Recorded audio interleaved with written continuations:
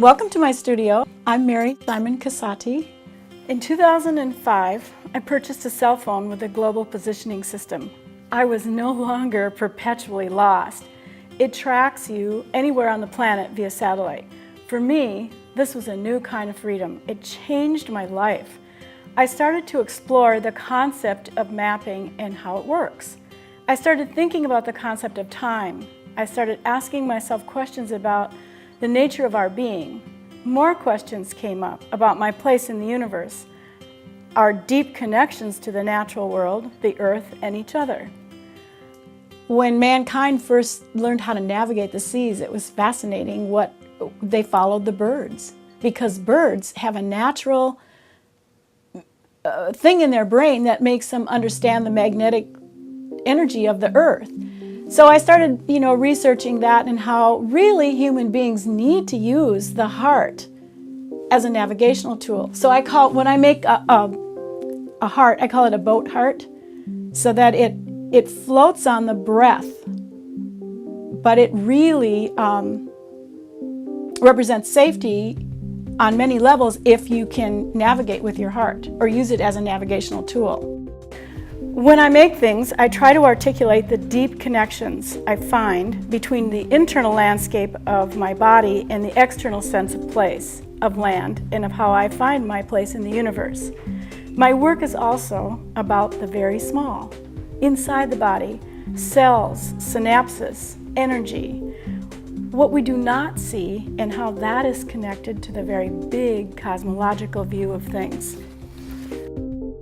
Another thing I do is installation, because I like to put things in a context of sorts that is something that I'm thinking about. So this is about that whole inside-outside and how our bodies work and how the universe works. So this is one of my rib cages, and I call this piece a primordial map. This is primordial map 2. I did another one, but this is the second one, and this is about the energy of rooting. One of my connections to the earth is the prairie, where I grew up. When I look out on the prairie and see the horizon, I think of the universe as breathing like me. I have an internal sense of place, and that opens up, and I remember that our long evolutionary journey comes from the stars and reaches all the way to where we are here and now. This is a commission for someone's birth date. And she was born in St. Paul.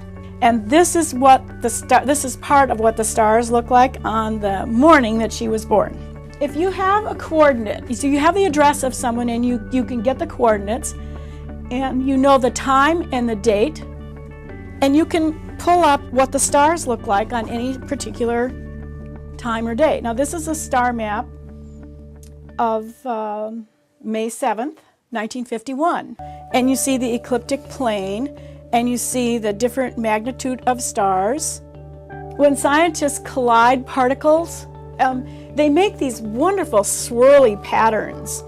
And I thought, well, how wonderful to put this great little swirly pattern in here that mimics the Mississippi River and, that kind of thing.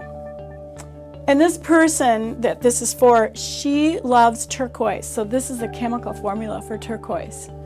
So I like to kind of add as many little pieces as I can.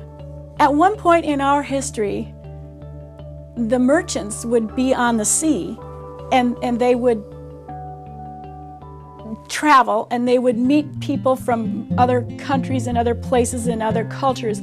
They would come back to a monk sitting in a little room, and they would tell him about what they saw, and he would make up a map.